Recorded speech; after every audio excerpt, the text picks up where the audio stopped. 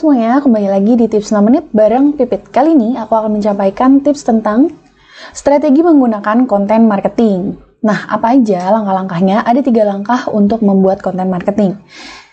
Yang pertama, tentukan tujuan sasaran konten kamu. Siapa nih yang kamu sasar dalam membuat konten marketing kamu?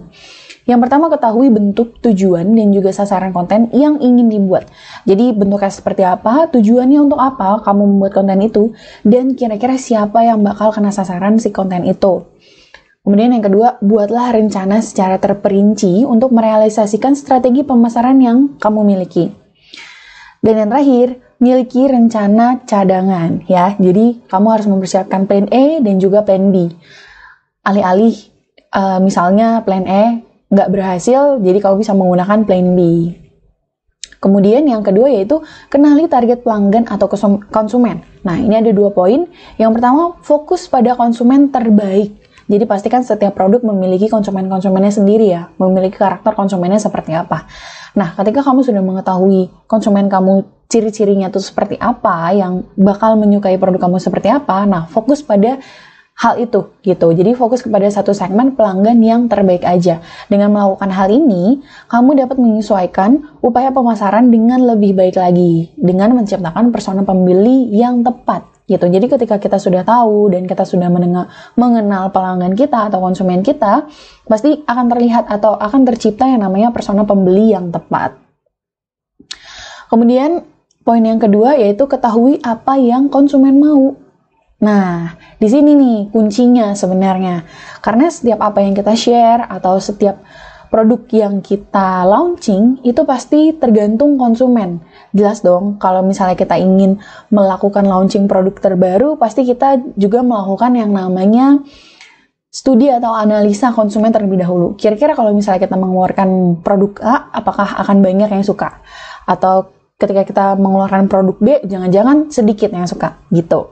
Nah, salah satu keuntungan menggunakan pemasaran konten adalah kamu dapat terbantu dalam mendapatkan lebih banyak kesadaran atau customer experience, gitu. Jadi, sebenarnya gimana cara mengetahui apa yang konsumen mau? Balik lagi, kita harus melakukan yang namanya testing konten. Ini kan bahasannya adalah tentang konten marketing. Nah, kamu boleh tuh ngetes berbagai konten. Misalnya kamu sudah menyediakan 5 konten.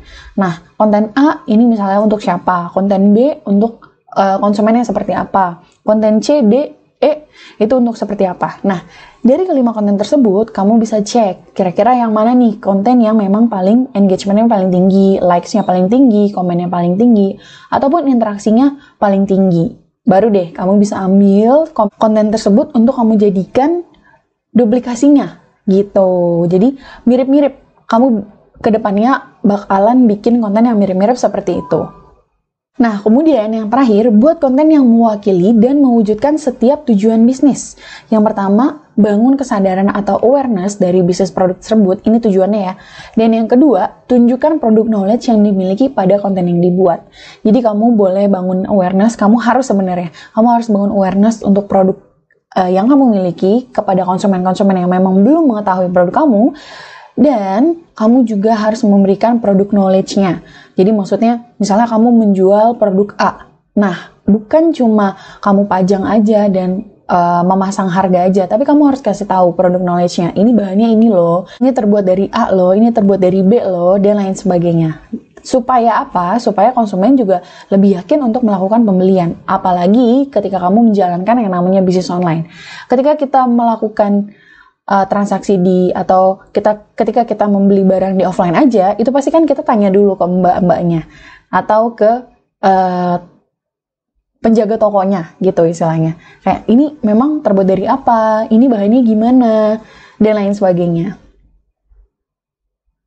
Nah, tips konten nih, buatlah konten yang relevan dengan tujuan akhir bisnis kamu. Yang kedua, menyelesaikan masalah. Buatlah konten yang menyelesaikan masalah. Misalnya tips, solusi, atau hal yang lainnya. Yang ketiga, miliki format yang mudah untuk disimak. Yang keempat, punya referensi yang akurat.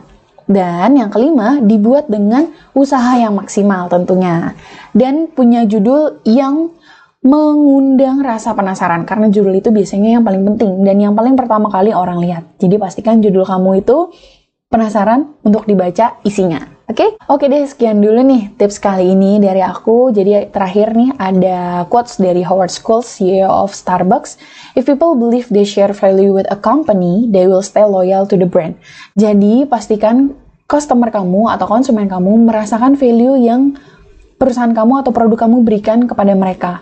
Nah, dengan mereka merasakan nilai-nilainya, manfaatnya, kualitasnya, pasti mereka akan loyal. Jauh lebih loyal daripada konsumen yang lain. Oke deh, sekian dulu tips 5 menit kali ini dari Pipit. Semoga bermanfaat ya. Sampai jumpa di tips-tips selanjutnya. Dadah!